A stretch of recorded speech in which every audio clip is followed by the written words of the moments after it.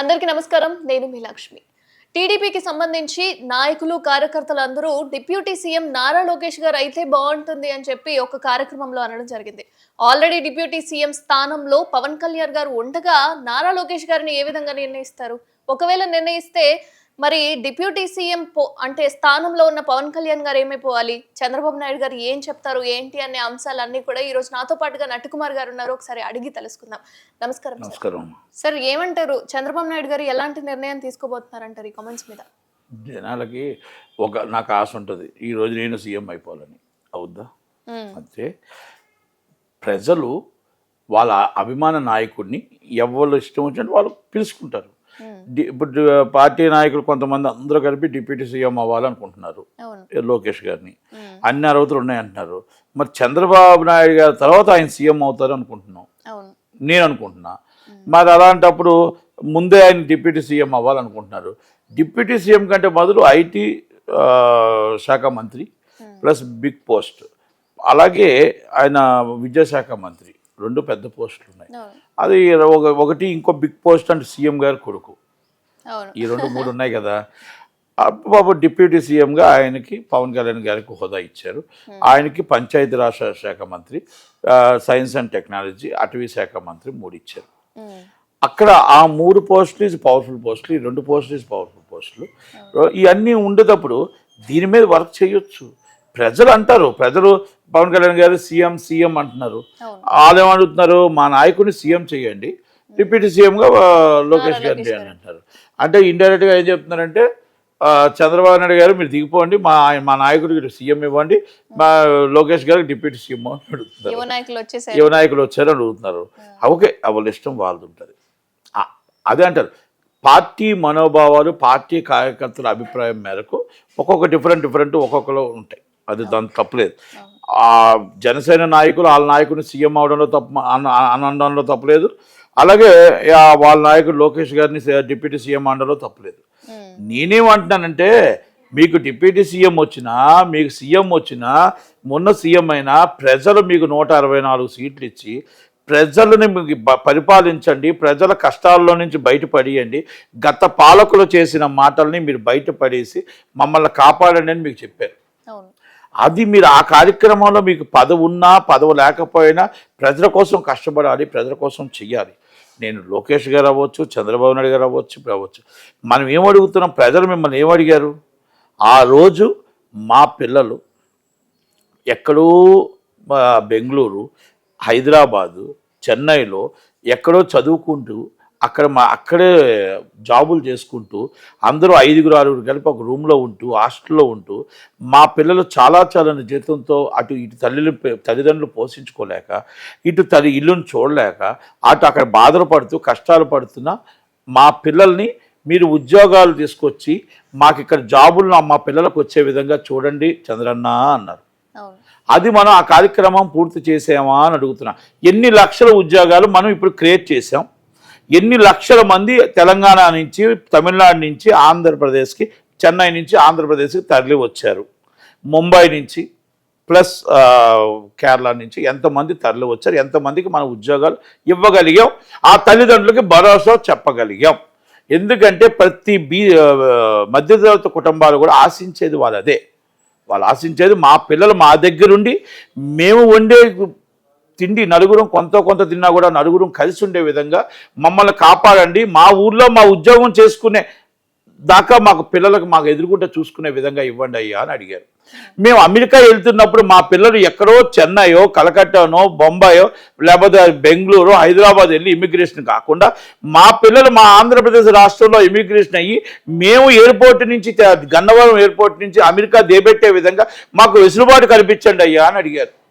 మాకు అలాగే ప్రపంచంలో మా పిల్లలు ఎక్కడైనా చదువుకోవడానికి వెళ్ళినా, జాబ్ చేసుకోవడానికి వెళ్ళినా గన్నవరం ఎయిర్పోర్ట్ నుంచి అన్ని దేశాలకు మాకు కనెక్టివిటీగా వెళ్ళేటట్టు మాకు ఇమిగ్రేషన్లు ఏర్పాటు చేయమని, అలాగే మాకు మొత్తం టోటల్గా కాన్సులేట్లు ఏర్పాటు చేయమని అది పిల్లల్ని అడిగిన కోరికలు, చిన్న కోరికలు అడిగారు. అవన్నీ మనం ఎన్ని చేయగలిగాము అని అడుగుతున్నాం. అలాగే బీసీ మన మధ్యతరగతి కుటుంబీకులకి 1200 మన సిలిండర్ ఇస్తున్నాం, గ్యాస్ సిలిండర్. వాళ్ళకు వచ్చే చాలా జీతాలతో మీరు పెంచిన రేటులతో మీరు కరెంటు ఛార్జీలు పెంచారు, రేట్లు పెంచారు, సినిమా రేట్లు కూడా 250 రూపాయలు చేశారు, అన్నీ పెంచారు, కానీ మా జీతాలు మాత్రం పెరగలేదు. మరి కనుక మీ 1200 సిలిండర్ మేము ఎక్కడ పెట్టుకోగలుగుతాం? మాకు మధ్యతరగతి కుటుంబీకి మీరు ఏమైనా సబ్సిడీ ఇచ్చారా అని అడుగుతున్నారు. మీరు పేదవాడికి 4000 పెన్షన్ ఇచ్చారు, పేదవాడికి అమ్మఒడి అన్నారు, పేదవాడికి మహాలక్ష్మి అన్నారు, పేదవాడికి ఇల్లు అన్నారు, పేదవాడికి అన్నీ చెప్పారు. మధ్యతరగతి కుటుంబీకుడు బయటికి చెప్పుకోలేని పేదవాడు కదా, ఆ పేదవాడికి చెప్పుకోలేని పేదవాడికి మీరు ఏమేమి కార్యక్రమాలు చేయగలిగారు? అవతల గవర్నమెంట్ చేయలేకే 11 సీట్లు ఇచ్చి మీకు 164 సీట్లు ఇచ్చాం. చంద్రన్న, పవన్ అన్న, లోకేష్ అన్న ఏం జరిగిందని అడుగుతున్న ప్రజలు అడుగుతున్న మాటలు ఇవి. దానికి మనం ఏమి సమాధానం చెప్పగలుగుతామో చెప్పాలి తప్ప ఈరోజు మనం ఈ పదవి ఉన్నా ఏ పదవి ఉన్నా విద్యలోనూ మనం ఎంత సబ్సిడీ ఇస్తున్నాం, విద్యలో ఎంత అభివృద్ధి చెందుతున్నారు, మన పిల్లలు ఎక్కడో తీసుకెళ్ళి పలానా అమెరికాలోనో ఇంకొక మన రాష్ట్రంలో మన పిల్లలు బతికే విధంగా మనం ఏం చేయగలుగుతున్నాం చంద్రన్న అని అడుగుతున్నారు. దానికి మనం సమాధానం చెప్పడానికి చెయ్యాలి. మన పోలవరం ఎప్పుడు పూర్తవుతుందో చెప్పడానికి సమాధానం చెప్పాలి. అలాగే అమరావతి ఎప్పుడు పూర్తవుతుందో సమాధానం చెప్పాలి. అలాగే మనం ఈరోజు రోడ్లో ఎక్కడ గుంతలు కనబడినా మూసేస్తున్నామని మీరు అన్నారు. ఎక్కడ గుంతలు కనబడినా ఎక్కడ గుంతలు అక్కడే ఉంటున్నాయి. గత పాలకులు చేసిన తప్పులకి వాళ్ళకి 11 సీట్లు ఇచ్చారు. గాల మీద మనం మాట్లాడితే వెళ్లకుండా మనం ఏం చేశామో చెప్పాలి అనేది మనం ప్రజలు అడుగుతున్న ప్రశ్న. ప్రజా దర్బారు మీకు స్పందనలో మా కార్యక్రమాల్లో అవ్వకపోతే, స్పందనలో మా పనులు అవ్వకపోతే మేము మీ దగ్గరికి విజయవాడ దాకా వచ్చి 2000 రూపాయలు టికెట్ పెట్టుకొని మేము ఆ రాత్రి అంతా ఉదయం 6 గంటలకు వచ్చి మీ దగ్గర కాపలా కాసి 6 గంటల నుంచి రాత్రి మధ్యాహ్నం 9 దాకా ఉదయం 9 దాకా కాపలా కాసి ప్రజా దర్బార్లో మీకు ఇచ్చిన లెటర్ని మాకు న్యాయం జరగకపోతే మాకు ఉల్టా 2000 రూపాయలు పోగా మా ఖర్చులు పోగా మేము ఈ కష్టాలు పడుతూ మళ్ళా మీ దగ్గర కూడా న్యాయం జరగకపోతే మేము ఎవరి దగ్గరికి వెళ్ళమంటారు చంద్రన్న అని అడుగుతున్నారు. ఈ ప్రశ్నకి ప్రజా దర్బార్లో మీరు చేసిన కార్యక్రమాల్లో మీరు ఆ కార్యక్రమాన్ని సోషల్ మీడియాలో ఫలానా అవ్వకి ఈ కార్యక్రమం జరిగింది, ఆ అవ్వ ఇక్కడ నించొని ఉండగానే చేసాం, అవ్వకి అన్నం పెట్టాం, అవ్వకి టిఫిన్ పెట్టాం, ఆ అవ్వని తీసుకొచ్చి ఇదిగో అవ్వ ఏదైతే మాకు ఇచ్చిందో ఒక పేపరు, ఆ పేపర్లో మేమేం అనుకున్నదో అన్నీ కూడా మేము చేసి చూపించాం అని మీరు సోషల్ మీడియాలో ఆ అవ్వతో మీరు ఎందుకు చెప్పించలేకపోతున్నారు? అది కార్యక్రమాలు కాకుండా మీ సోషల్ మీడియాలో ఎంతసేపు మర్చిపోయిన జగన్మోహన్ రెడ్డి కోసం మళ్ళీ మీరు జ్ఞాపకం చేస్తూ ఆ కార్యక్రమాలు ఏంటి? మీ సోషల్ మీడియా తప్పు చేస్తుంది, జగన్మోహన్ రెడ్డి గారిని మర్చిపోయిన మనకి గుర్తు చేస్తూ ఉన్నారు అనేది ఒక వాదన. ఇవన్నీ కూడా ప్రజలు, నేను కాదమ్మా, ప్రజలు అడుగుతున్నారు. నాకు మీరు మైక్ పెట్టారు కాబట్టి నాదో 10,000 మంది చూస్తారు కాబట్టి ఇవన్నీ ఆంధ్రప్రదేశ్లో డౌట్స్ ఉన్నాయి, ఆంధ్రప్రదేశ్లో కష్టాలు ఉన్నాయి, అవినీతి తాండవం వెళ్తుంది, మరి పంచాయతీలో అవినీతి తాండవం వెళ్తుంది, ప్రతి దిక్కున కూడా అవినీతి తాండవం వెళ్తుంది. అవన్నీ కూడా మనం ఏ కార్యక్రమాలు ఎలా చేయాలి, ఏ విధంగా నడిపించుకురావాలి, ఏ విధంగా ఆంధ్రప్రదేశ్ని ఏ విధంగా డెవలపింగ్ చేయాలి, ఏ విధంగా మొత్తం టోటల్ విశాఖపట్నం మనం ఫైనాన్స్ సిటీగా ఎలా చేయాలి, మన ఫిలిం హబ్గా ఎలా తీసుకురావాలి, ఇవన్నీ మనం ఆలోచించుకోవాలి తప్ప మీకు సీఎం కావాలా, మీకు డిప్యూటీ సీఎం కావాలా, ప్రైమ్ మినిస్టర్ కావాలా, ఇస్ నాట్ మీకు అది ప్రజలు అడగట్లే మిమ్మల్ని. మీ కార్యకర్తలు మిమ్మల్ని అడుగుతున్నారు. మీ కార్యకర్తలు మీరు అడగండి, అప్పుడు మీ కార్యకర్తలు చెప్పండి. లోకేష్ గారు మీరు చెప్తున్న ప్రజా దర్బార్కి వస్తున్న వాళ్ళు ఈ కార్యక్రమాలు వచ్చి ఇంకా బాగా చేస్తే బాగుంటుంది. పవన్ కళ్యాణ్ గారు మీరు పంచాయతీలు ఇంకా బాగా డెవలపింగ్ చేస్తే బాగుంటుంది. ఈ అవినీతి చేసిన ఈఓలు పక్కన పెడితే బాగుంటుంది. గత పాలకులు వైసీపీ వాళ్ళు చేసిన ఈ నాయకులను తీసుకొచ్చి మళ్ళీ మనం పక్కన పెట్టుకున్నాం. ఈ గత పాలకులు చేసిన ఆఫీసర్లను పక్కన పెట్టుకున్నాం. వాళ్ళందరినీ తీసి మనం మంచి వాళ్ళని కరెక్ట్గా వీఆర్లో ఉన్న వాళ్ళని నీతికి నిజాయితీ పనులు తీసుకొచ్చి పెట్టి మనం డెవలపింగ్ చేద్దాం అని చెప్పి మీ కార్యకర్తలు దయచేసి సీఎం కాదు, మీరు ఏమి చెయ్యాలో మీ ఊర్లో కార్యక్రమం అది చెప్పండి, మీ రోడ్లు ఏం కావాలో అది చెప్పండి, మీ పేద ప్రజలకు ఏం కావాలో అది చెప్పండి. టీడీపీ వారు కానీ జనసేన వారు కానీ ప్రజలకు ఏమి కావాలో అది చెప్పండి తప్ప మీరు వచ్చినంతసేపు జిందాబాద్ కాదు. దయచేసి మన కార్యక్రమాల్ని మనం నిశ్చితంగా మన నియోజకవర్గంలో ఎమ్మెల్యే నిలదీయండి, ఎమ్మెల్యే చేయకపోతే మినిస్టర్ నిలదీయండి, మినిస్టర్ కాకపోతే మన నాయకుడికి చెప్పండి. దయచేసి అది చెయ్యాలి. కానీ మనం ఎంతసేపు డిప్యూటీ సీఎం కావాలా, ఓకే, కార్యకర్తల మనోభావాలు ఆయన అడుగుతారు, ఇస్ రైట్. అలాగే ఆయన సీఎం కావాలని కోరుకుంటున్నారు జనసేన, అది రైట్.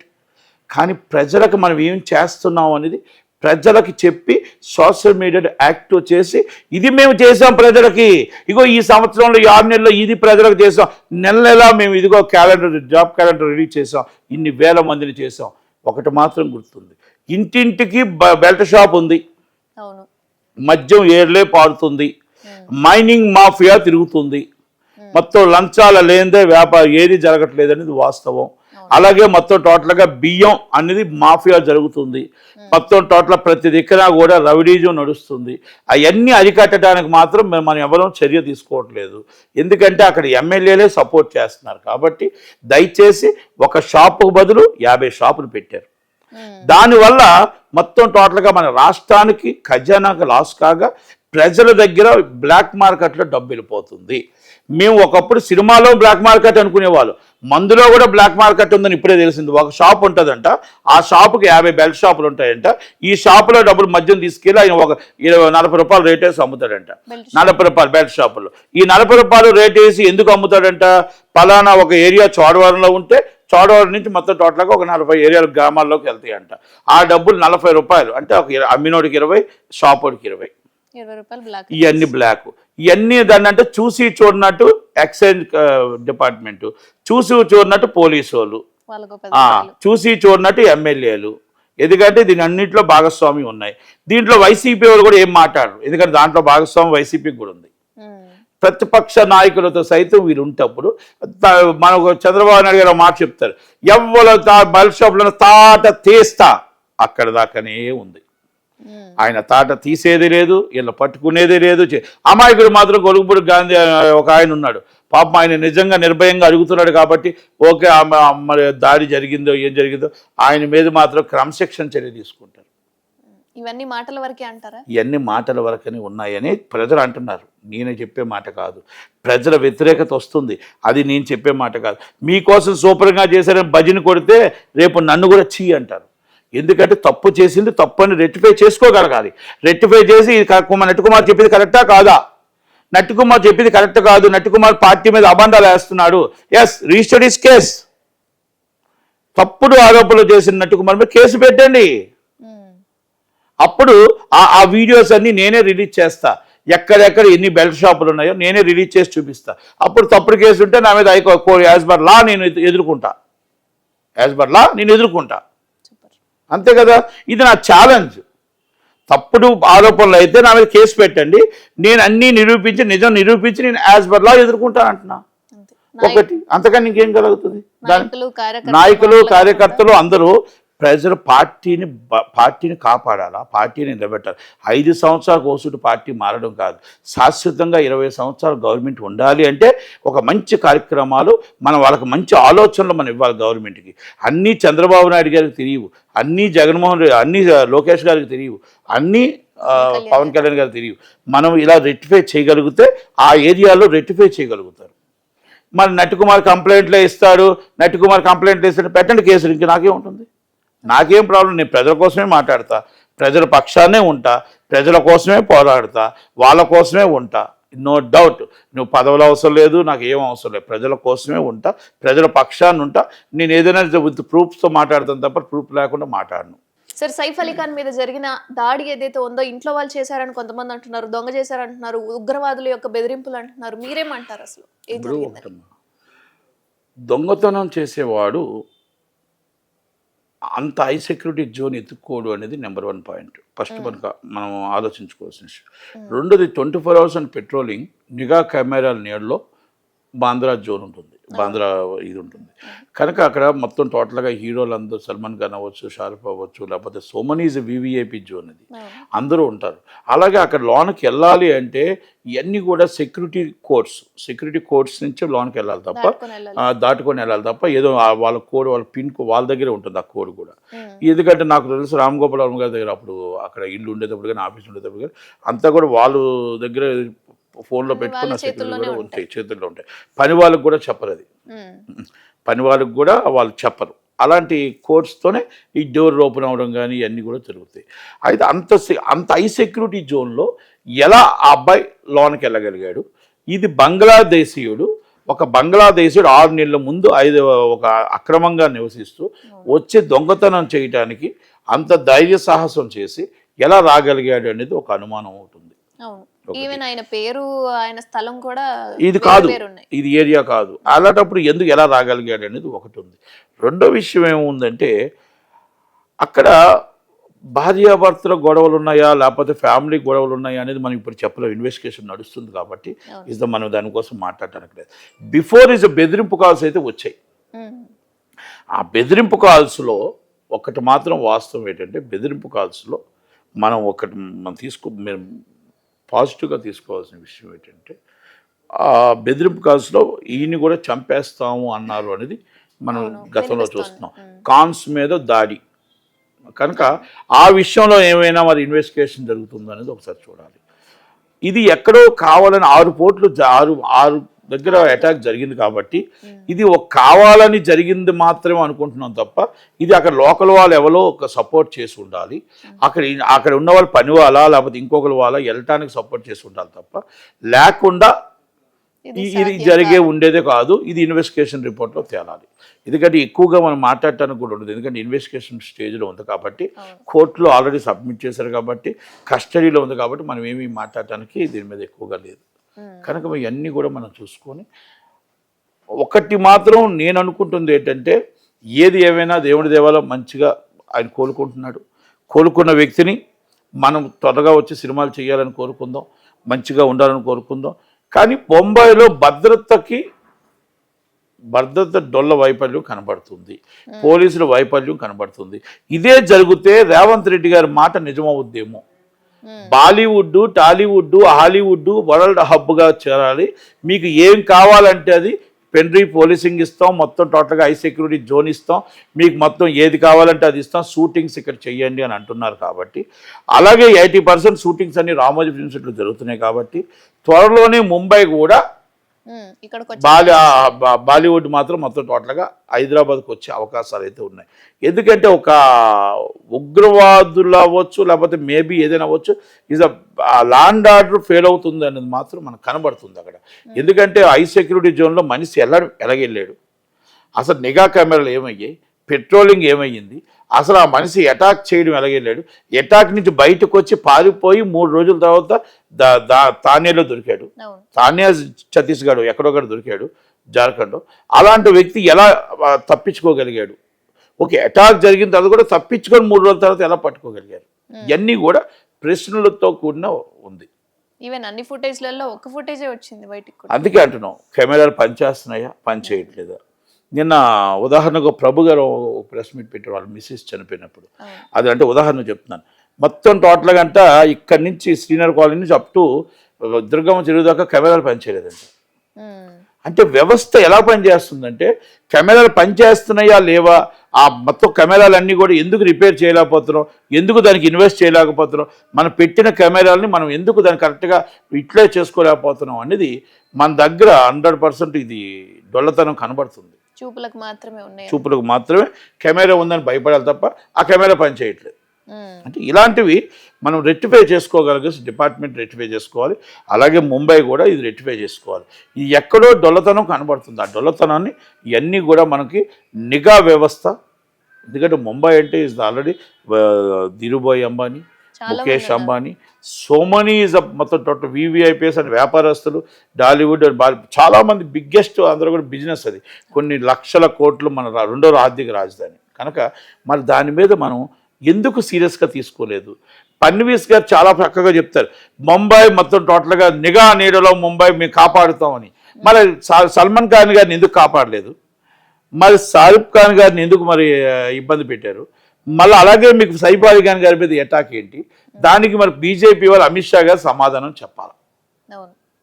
అమిత్ షా గారు సమాధానం చెప్పాల్సిన బాధ్యత ఉంది. ఒకప్పుడు బాల్ ఠాకరే గారు ఉండేవారు, అక్కడ హిందువులకి అండా అనేవారు. ఓకే, ముస్లిమ్స్కి వాళ్ళకి గొడవ చిన్న చిన్న జరిగేవి అన్నీ. ఇప్పుడు హిందూ ఆర్ ముస్లిమ్స్ అందరూ బాయ్ హిందూ ముస్లిమ్స్ బాయ్. మరి ఇప్పుడు ఎందుకు ఈ దాడు జరుగుతుంది? ఎవరు జరుగుతున్నారు? ఎందుకు మనం పట్టుకోలేకపోతున్నాం? ఎందుకు మనం ఫెయిల్ అవుతున్నాం అనేది మనం చెప్పాల్సిన బాధ్యత. ఈ నిర్లక్ష్యం బీజేపీ గవర్నమెంట్ ఆల్రెడీ 10 years నుంచి ఉంది. మరి ఎందుకు బీజేపీ గవర్నమెంట్ మరి విఫలం చెందుతుంది? మేము ప్రపంచంలోనే నెంబర్ 1, మా రాష్ట్రం ఎక్కడున్నా కూడా సస్యామలం అవుతుందని చెప్తున్న అమిత్ షా గారు, ఫడ్నవీస్ గారు సమాధానం చెప్పాల్సిన బాధ్యత ఉంది. కనుక క్షుణ్ణంగా ఎంక్వైరీ చేసి ఆ దోషులను శిక్షించి ఈయన పట్టుకోవడం కాదు, ఈయన వెనకాల ఎవరున్నారో పట్టుకొని వాళ్ళని శిక్షిస్తే అసలైనది నిజం బయటపడుతుంది అనేది నా అభిప్రాయం. ఇంకోరికి ప్రమాదం ఉండదు, నా అభిప్రాయం ఇది. కనుక త్వరలోనే నేను అనుకుంటున్నా రేవంత్ రెడ్డి గారు ఆశిస్తున్నట్టు బాలీవుడ్ సినీ ఆర్టిస్టులు అందరూ హైదరాబాద్కి తరలి వస్తారు. Safe zone is Hyderabad, world how is Hyderabad అవుతుందని ఆయన నోటి వ్యాఖ్య. ఇది కరెక్ట్గా అవుతుందేమో అని నేను అనుకుంటున్నా. సార్, గేమ్ చేంజర్ కలెక్షన్స్ తక్కువ రావడం గల కారణం ఏంటంటారు?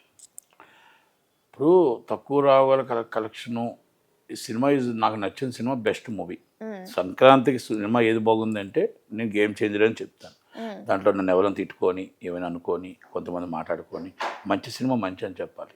ఓకే, అన్ని సినిమాలు థియేటర్లో ఆడుతాయా, లేకపోతే నెట్ఫ్లిక్స్లో ఆడుతాయా, అమెజాన్లో ఆడుతాయా, ప్రజలకు అవార్డ్స్ వస్తాయా అంటే కొన్ని సినిమాలు ఆడుతాయి, కొన్ని సినిమాలు ఆడు. దాన్ని మనం పెద్దగా తీసుకోవాల్సిన అవసరం లేదు. Very good movie. అంటే మూవీ ఎందుకు గుడ్ మూవీ అంటున్నానంటే, రంగస్థలం తర్వాత త్రిబుల్ ఆర్ తర్వాత నా భూతో నా భాష అంత బాగా యాక్ట్ చేసిన వ్యక్తి రామ్ చరణ్ గారు. చాలా బాగా జీవించాడు.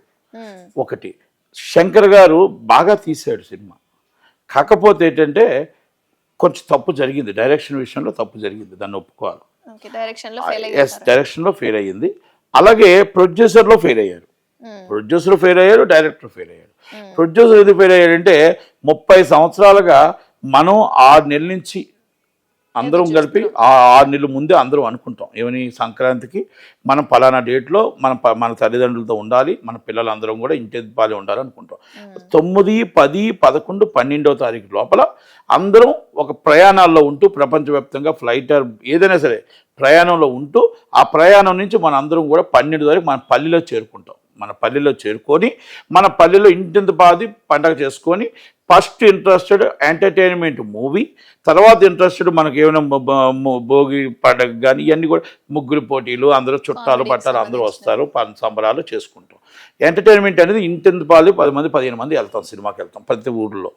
మరి అవన్నీ టైంలో ఉన్నప్పుడు మనం బిఫోర్ 10 సంవత్సరాల నుంచి చూసుకుంటే ఏ ఒక్క సినిమా కూడా హిట్ కాలేదు ఆ డేట్లో.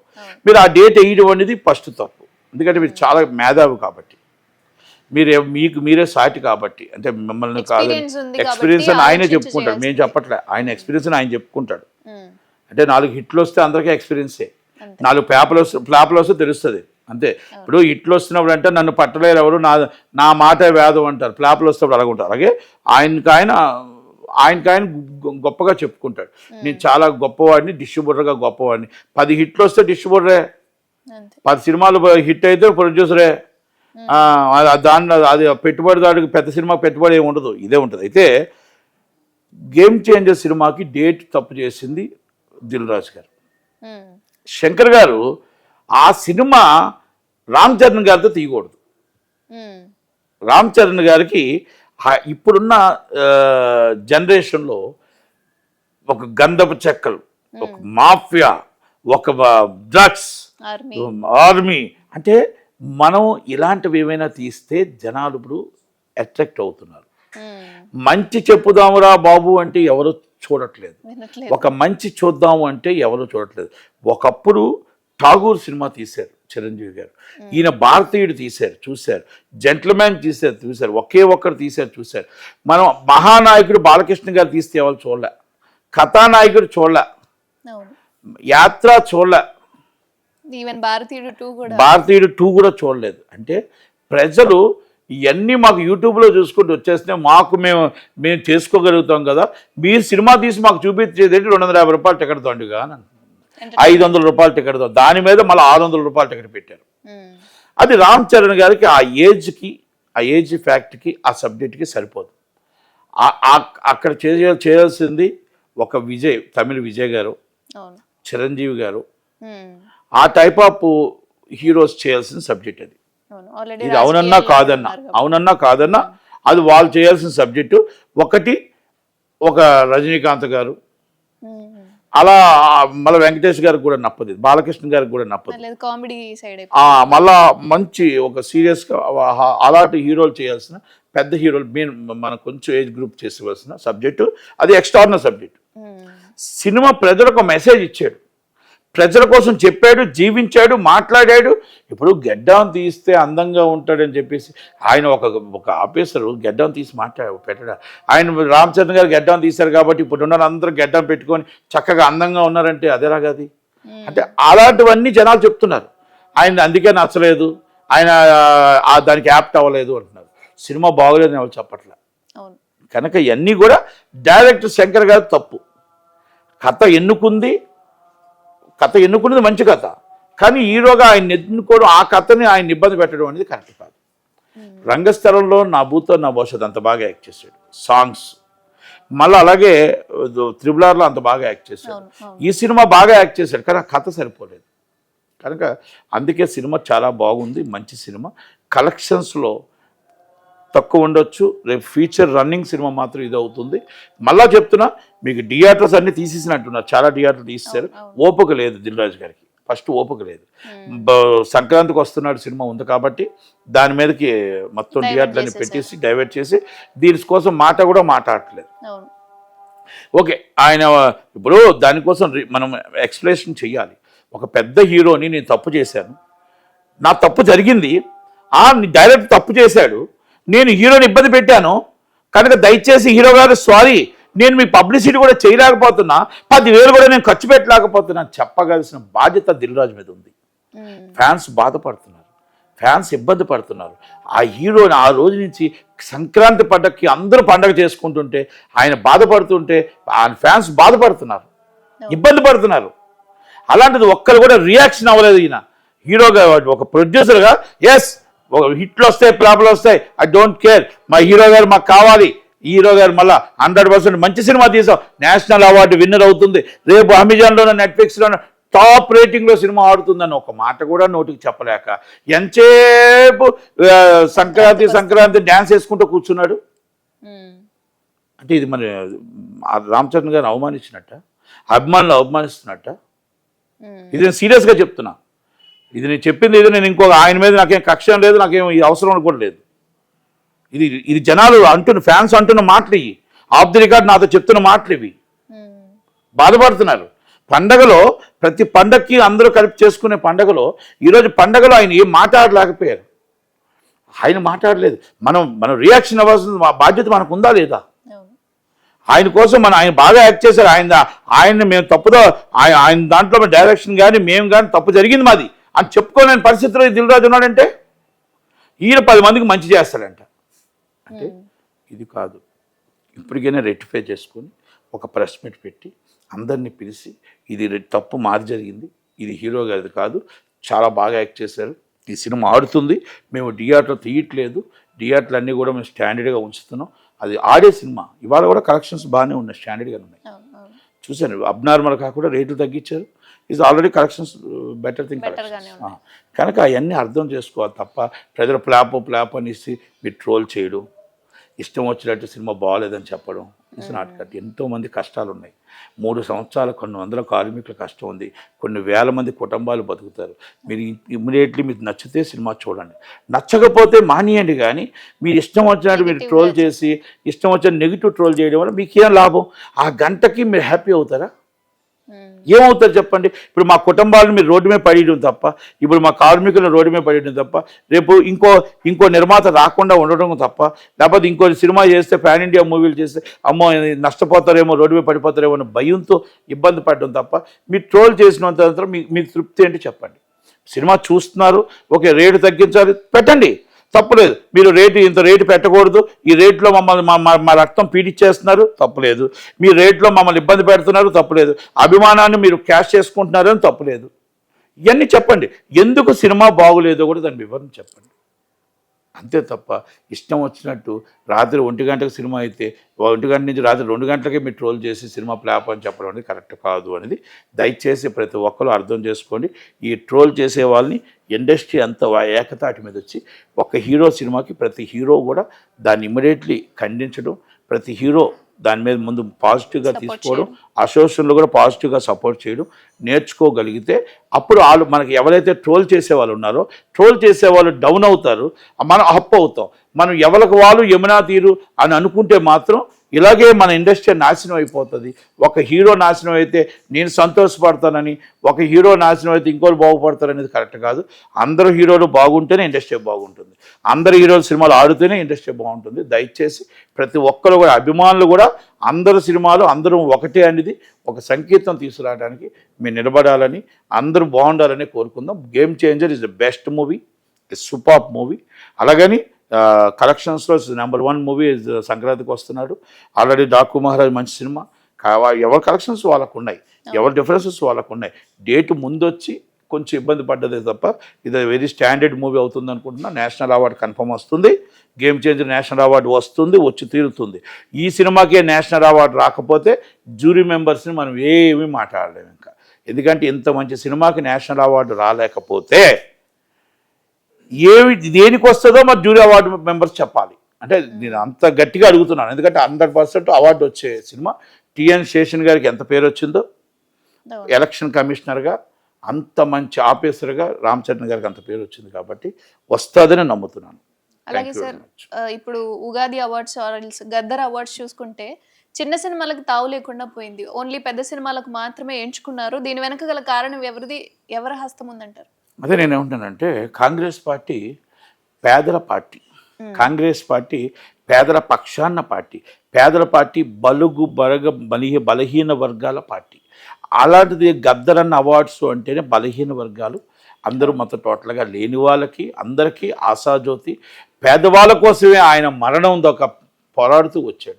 అలాంటి పేరు పెట్టి మీరు గొప్ప వాళ్ళకి 5 మంది హీరోలకి 5 మంది కార్పొరేట్ కంపెనీలకి మీరు కమిటీలో పెట్టి ఛాంబరు కౌన్సిల్ ఎవరిని పిలకుండా, ఎవరు దీంట్లో పార్టిసిపేట్ చేయకుండా, చిన్నవాళ్ళని కూడా దీంట్లో పార్టిసిపేట్ చేయకుండా, చిన్న సినిమా నిర్మాతలని కార్మికులు పార్టిసిపేట్ చేయకుండా మీకు మీరే మాట్లాడుకొని మీకు మీరే అవార్డు కమిటీ వేసుకోవడం అనేది కరెక్ట్ కాదేమో. ఇది కాంగ్రెస్ పార్టీ నైజం అయితే కాదు. ఎందుకంటే బట్టి విక్రమార్క గారు కూడా బడుగు బలహీన వర్గాల మనిషి, అందరి కోసం ఆలోచించే మనిషి, ఆలోచించి నిర్ణయం తీసుకునే మనిషి. రాహుల్ గాంధీ గారు ఆలోచించి నిర్ణయం తీసుకునే మనిషి. మరి ఎందుకు జరిగింది, ఏం జరిగింది? ఇది ఒక అహంభావంతో, ఒక ఆగ్రహంతో టోటల్గా వన్ సైడ్ పోతున్న దిల్ రాజుకు మాత్రం ఇది కంపల్సరీ మేము సీరియస్గానే తీసుకుంటాం. మేము రాహుల్ గాంధీ గారి దగ్గరికి లెటర్ రాస్తున్నాను, ఒక ప్రొడ్యూసర్ కౌన్సిల్ జాయింట్ సెక్రటరీగా, సీనియర్ కాంగ్రెస్ వాదిగా నేను ఆయనకి లెటర్ రాస్తాను. దీంట్లో చిన్నవాళ్ళ పార్టిసిపేషన్ ఎందుకు లేదు, పెద్దవాళ్ళ పార్టిసిపేషన్ ఉండాలి. పెద్దవాళ్ళు చిన్నవాళ్ళు అందరూ కలిస్తే సినిమా ఇండస్ట్రీ. పేదవాడిని ఎంత దూరం చేస్తున్నావో చిన్నవాడిని దూరం చేస్తే పేదవాడిని దూరం చేసినట్టే లెక్క. మీరు కార్పొరేట్ కంపెనీని దారాదత్తం చేస్తున్నట్టే లెక్క. కార్పొరేట్ కంపెనీ వాడు ఉండాలి, కార్మికుడు కూడా ఉండాలి. కార్పొరేట్ కంపెనీ కావాలి, కార్మికుడు కూడా కావాలి. కార్మికుడు లేదే కార్పొరేట్ కంపెనీ ఉండదు. చిన్న సినిమా లేదే ఇండస్ట్రీ లేదు, ఇండస్ట్రీ మనుగడ లేదు, ఇండస్ట్రీ నడవదు. కనుక దయచేసి మీరు ఎవరు లేకపోవడం దాంట్లో కమిటీలో కూడా నాకు బాధాకరమైన విషయం. దయచేసి ఇది రెక్టిఫై చేసుకోండి. రెక్టిఫై చేసుకోకపోతే 100% రాహుల్ గాంధీ గారికి లెటర్ రాస్తాను, రాసి దీని మీద సీరియస్గా తీసుకుంటాం. గద్దర్ అవార్డులకు స్వాగతం పలికే వాళ్ళని వచ్చి దూరం పెట్టారు.